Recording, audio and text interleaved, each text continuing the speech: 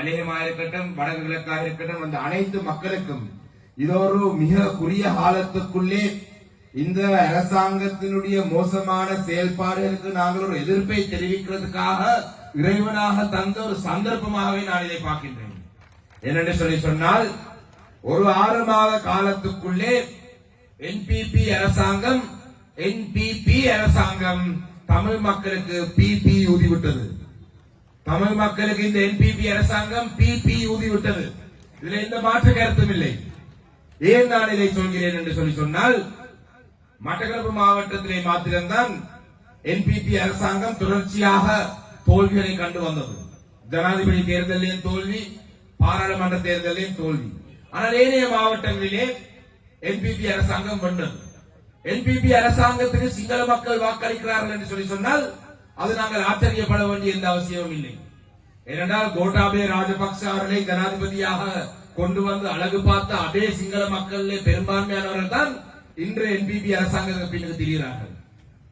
அறகலைய காலப்பகுதியிலே ஒரு குறிப்பிட்ட நபர்கள் இந்த நாட்டிலே இனவாதம் கூடாது, இந்த நாட்டிலே நாங்கள் அனைவரும் ஒரு மக்களாக வாழ வேண்டும், தமிழ் மக்களுக்கான பிரச்சனைகளுக்கு தீர்வு வழங்க வேண்டும். ஏன் கொழும்பு காலிமோத்தலிலே முள்ளிவாய்க்கால் நினைவேந்தல் செய்கிற அளவுக்கு கூட முன்னர் இருந்தாலும் கூட அவர்களுடைய அனைவரை மாத்திரமல்ல இந்த என்பிபி அரசாங்கத்துக்கு வாக்களித்தவர்கள். 2019ஆம் ஆண்டு அந்த இனவாதமான சிந்தனையுடன் இருந்த கோட்டாபய ராஜபக்ச அவர்களை ஜனாதிபதியாக்கி அழகு பார்த்த பல சிங்கள மக்களும் என்பிபி அரசாங்கத்துக்கு பின்னால என்பிபி அரசாங்கத்துக்கு ஆதரவாக இன்னும் இருக்கிறார்கள். சிங்கள மக்கள் என்பிபி அரசாங்கத்துக்கு வாக்களித்ததை பற்றி நாங்கள் சந்தேகப்பட வேண்டிய அவசியம் இல்லை. இலங்கைக்குள்ளே தற்பொழுது எங்களுடைய அரசியல் அமைப்பிலே தமிழ் மக்களுக்கு அரசியல் அதிகாரத்தை கையிலே வைத்திருக்கக்கூடிய ஏதாவது ஒரு கருவியாக இருக்கக்கூடிய இந்த மாகாண சபை முறைமையாவது வந்த பொழுதும் அதை எதிர்த்து கடுமையாக போராட்டங்கள் செய்தவர்கள் தான் இந்த என்பிபி அரசாங்கத்தை சேர்ந்தவர்கள். அதனைத் தொடர்ந்து 2005ஆம் ஆண்டிலே மஹிந்த ராஜபக்ச அவர்களுடன் இணைந்து எங்களுடைய விடுதலை போராட்டத்தை முழுமையாக அளிக்கிறதுக்காக உதவி செய்தவர்கள் தான் இந்த என்பிபி அரசாங்கத்தை சேர்ந்தவர்கள். 2008ஆம் ஆண்டு 9ஆம் ஆண்டு இறுதி யுத்தத்தின் காலப்பகுதியிலே ஆயிரக்கணக்கான தமிழ் மக்கள் கொல்லப்பட்ட பொழுது அந்த நேரத்திலே கூட மஹிந்த ராஜபக்சேக்கு ஆதரவாக இருந்தவர்கள் தான் இந்த என்பிபி அரசாங்கத்தை சேர்ந்தவர்கள். அவ்வாறான ஒரு நிலையிலே என்பிபி அரசாங்கத்துக்கு எங்களுடைய சகோதர சிங்கள மக்கள் வாக்களித்ததை நாங்கள் ஆச்சரியப்பட வேண்டிய அவசியம் இல்லை. ஆனால் வடக்கு கிழக்கிலே இருக்கும் தமிழ் மக்கள், தமிழ் பேசும் மக்கள், மலையத்தில் இருக்கும் தமிழ் உறவுகளும் இந்த என்பிபி அரசாங்கத்துக்காக ஏன் வாக்களித்தார்கள் என்றதை மீண்டும் மீண்டும் மீண்டும் சிந்திக்க வேண்டும். நான் இதுக்கு முன்பாக பேசிய எங்களுடைய நாவிதன்களிலே இருந்த வேட்பாளர் அறிமுக கூட்டத்தை இந்த விடயத்தை சொல்லியிருந்தேன். நாங்கள் கடந்த பாராளுமன்ற தேர்தலிலே 34,000 சட்டம் வாக்குகள் தான் எங்களுடைய கட்சிக்கு வந்திருந்தது. 1,05,000 வாக்குகள் இருக்கும் ஒரு தமிழ் வாக்குகள் இருக்கும் ஒரு மாவட்டத்திலே 35,000 வாக்குகள் தான் தமிழரசு கட்சிக்கு வந்தது. ஆனால் என்பிபி அரசாங்கத்திலே தமிழ் மக்கள் யாராவது 2024ஆம் ஆண்டு பாராளுமன்ற தேர்தலிலே என்பிபி அரசாங்கத்துக்கு என்பிபி திசை காட்டி வாக்களித்திருந்தால் இறுதியாக என்ன கிடைத்திருக்கு?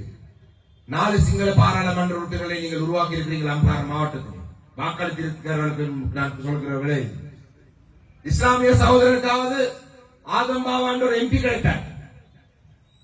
ஆதம் பாவாண்டு ஒரு தேசிய பட்டியலில் எம்பியாவது வழங்கியிருக்கிறார்கள் இஸ்லாமிய பாராளுமன்ற உறுப்பினர்களுக்கு, மன்னிக்கிற இஸ்லாமிய மக்களுக்கு.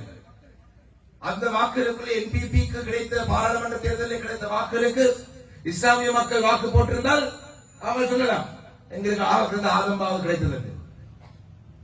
அம்பாறை வாக்களித்த தமிழ் மக்கள் வாக்களித்திருந்தால் அம்பாறை தமிழ் மக்கள் இந்த குறிப்பிட்ட காலப்பகுதிக்குள்ளே கிடைத்திருக்கிற விடயங்கள் என்ன என்றதை நாங்கள் ஒன்று ஒன்றாக பார்த்தால் ஒன்றுமே இல்லை என்றுதான் நாங்கள் சொல்லலாம். அபிவிருத்தியும் இல்லை, உரிமையும் இல்லை. அபிவிருத்திக்காக ஒட்டுமொத்த கிழக்கு மாகாணமே இந்தியாவினுடைய கையிலே ஒப்படைத்திருக்கிறார்கள். பரவாயில்லை, இந்தியா எங்களை பார்த்துக் கொள்ளும் என்ற நம்பிக்கை எங்களுக்கு இருக்கின்றது. இந்திய முதலீடுகள் வரலாம், இந்தியாவினுடைய நிதி அனுசரணை வரலாம், இந்தியாவினுடைய கிராண்ட், அதாவது இந்தியா வழங்கும் ஒரு இந்தியாவினுடைய திட்டங்கள் இங்கே அமல்படுத்துவதாகத்தான் ஜனாதிபதியுடைய வரவு செலவு திட்டத்தின் உரையிலே இருக்கின்றது. அதனை விட்டு அரசாங்கம் ஏனைய மாவட்டங்களுக்கு வழங்குவது போல எங்களுடைய கிழக்கு மாகாணத்தில் இருக்கிற மாவட்டங்களுக்கு எதுவுமே வழங்கவில்லை. எங்களுடைய உரிமை சார்ந்த விடயங்களை பார்த்தால் அண்ணன் கோடீஸ்வரன் அவர்கள் பாராளுமன்றத்தில் இம்முறை அவர் அடிக்கடி பேசுவார். இந்த பிரச்சனை அடிக்கடி எடுத்து சொல்லுவார். பாராளுமன்றத்தை பேசுவது மாத்திரம்தான் எங்களுடைய மக்களுக்கு தெரியும். ஆனால் பாராளுமன்றத்துக்குள்ளே பல கூட்டங்கள் நடக்கும். ஜனாதிபதி கலந்து கொள்கிற சில கூட்டங்கள், மிக முக்கியமான கூட்டங்கள், பாதுகாப்பு அமைச்சருடைய ஆலோசனைகள் கூட்டத்திலே அந்த கூட்டம் நடந்தது 1 மணி நேரமா இருந்தால் அதில் நான் நினைக்கிறேன் கோடீஸ்வரன் அவர்கள் கிட்டத்தட்ட ஒரு 10 நிமிடத்துக்கு மேல ஜனாதிபதி சட்டை பிடிச்சிருப்பேன். இங்கே நான் நினைக்கிறேன் ராணுவ முகாமுடைய கட்டுப்பாட்டிலே பொதுமக்களுடைய காணியல் எங்களுடைய துறைமுகம் பிரதேசம் கூட்டுறவு சங்க கட்டணம் வர இன்னொரு தனியார் காணியை பற்றி அவர் பேசியிருந்தார். தனியாருடைய காணியை பற்றி ஜனாதிபதி மீது அனைத்தையும் நாங்கள் சொல்லியிருந்தாங்க. ஆனா இதுவரைக்கும் அதுக்கு எந்த நடவடிக்கையும் எடுத்ததாக தெரியவில்லை. அரசாங்கம் மக்களுடைய காணிகளை சுவீகரிப்பு செய்தது கோட்டாளுடைய காலத்தில் என்று சொல்லி சொன்னால் அந்த காணியை விடுவிக்க சொல்லி இந்த அரசாங்கத்திடம் கேட்டபொழுதும் கூட இதுவரைக்கும் அதுக்கு சாதகமான பதில் வழங்கப்படவில்லை. வடமாகாணத்திலே ஒரு சில ராணுவ முகாம்களை அகற்றதாக படம் காட்டியிருந்தார்கள். அன்று ஒரு கூட்டத்திலே இன்னொரு பாராளுமன்ற உறுப்பினர் அதுவும் போய் எங்களுடைய இந்த பிரதேசத்திலே கல்முனை வடக்கு பிரதேச செயலகம் ஒரு நீண்ட கால பிரச்சனையா இருக்கின்றது. அதை பற்றி பாராளுமன்றத்திலே இலங்கை தமிழரசு கட்சியை சேர்ந்த பாராளுமன்ற உறுப்பினராக நாங்கள் மாத்திரம்தான் பேசியிருக்கிறோம். எத்தனையோ தலைவர் இதை பற்றி பேசி இதுவரைக்கும் அந்த அமைச்சர் ஒரு பதிலை கூட வழங்கவில்லை, ஒழுங்கான பதிலை வழங்கவில்லை. இப்படி எங்களுடைய மாவட்டத்திலே இருக்கும் திகாமருள்ள மாவட்டத்தில் அம்பாறை மாவட்டத்தில் இருக்கும் தமிழ் மக்களுடைய பிரச்சனைகளுக்காக தொடர்ந்தும் பேசிக் கொண்டிருக்கிற ஒரே கட்சி இலங்கை தமிழரசு கட்சி மாத்திரம்தான்.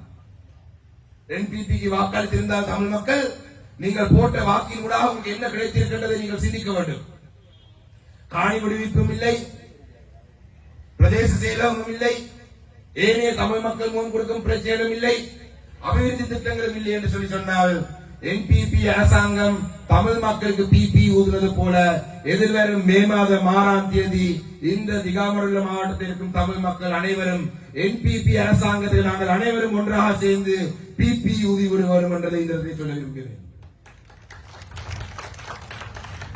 இந்த அரசாங்கத்துக்கு நாங்கள் சரியான பதிலடியை இந்த எதிர்வரும் மே மாதம் 6ஆம் தேதி வழங்காவிட்டால் அவர்கள் சொல்றதுதான் சரி என்று இந்த நாட்டிலே ஒரு நிலைநிறுத்த பார்ப்பார்கள்.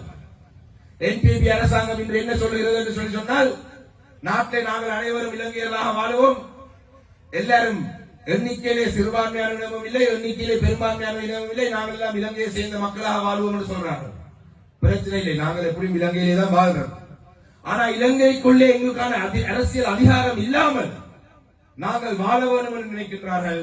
எதிர்வரும் மே மாதம் 6ஆம் தேதி இலங்கை தமிழரசு கட்சியிலே வீட்டு சின்னத்துக்கு தவிர வடக்கு கிழக்கிலே வாழும் தமிழ் மக்கள் வாக்களித்தார் வருகின்ற கட்சிக்கும் அவங்கள் அந்த சொல்ற நிலைப்பாடை நாங்களே உறுதி செய்ய ஒரு விடயமாக மாறிவிடும். அந்த வகையிலே எனக்கு முன்பாகவும் பேசுவதற்கு சந்தர்ப்பம் தந்தபடியினால கூட நேரம் நான் எடுத்து பேச விருப்பப்படவில்லை. இந்த வேட்பாளர் அனைவரும் ஒன்றாக இணைந்து ஒரு அணியாக நின்று எங்களுடைய இந்த உள்ளூராட்சி மன்றத்திலே நாங்கள் ஆட்சி அமைக்கிறது என்பது நான் நினைக்கிறேன். இந்த ஒரு மாலை நேரத்திலேயும் கூட நாங்கள் நேரத்தில் கூட்டத்தை தொடங்காவிட்டும் கூட மக்கள் கலந்து கொள்வதை பார்த்தாலே ஆணைய வம்பு பிரதேச சபை இம்முறை இலங்கை தமிழரசு கட்சியிலே கையிலே வரும் என்றது உறுதிப்படுத்தப்பட்ட ஒரு விடயம். ஆனால் எங்களுடைய இலக்கு இந்த ஆணைய வம்பு பிரதேச சபையை கையில் எடுக்கிறது மாத்திரமல்ல, அம்பாரிலே இருக்கும் பிரதேச சபையை எங்களுடைய கைவசமாக்குவது மாத்திரமல்ல, எங்களுடைய இலக்கு எதுவாக இருக்க வேண்டும் என்று சொன்னால் எதிர்வரும் காலத்தில் நடக்க இருக்கும் கிழக்கு மாகாண சபை தேர்தல் தான் எங்களுடைய இலக்காக இருக்க வேண்டும். எதிர்வரும் இந்த கிழக்கு மாகாண சபை தேர்தலிலே நாங்கள் ஒரு தமிழர் ஒருவரை நாங்கள் இந்த கிழக்கு மாகாணத்தில் நிச்சயமாக நாங்கள் முதலமைச்சராக கொண்டு வருவதாக இருந்தால் எங்களுடைய மக்கள் இந்த தேர்தலிலே எங்களுடைய வாக்கு வங்கியை அதிகரித்து காட்ட வேண்டும்.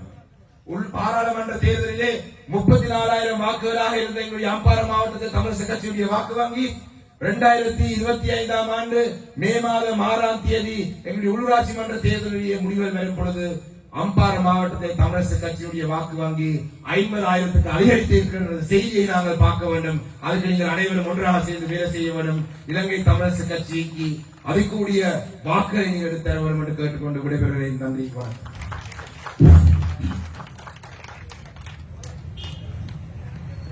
எங்களது அழைப்பை ஏற்று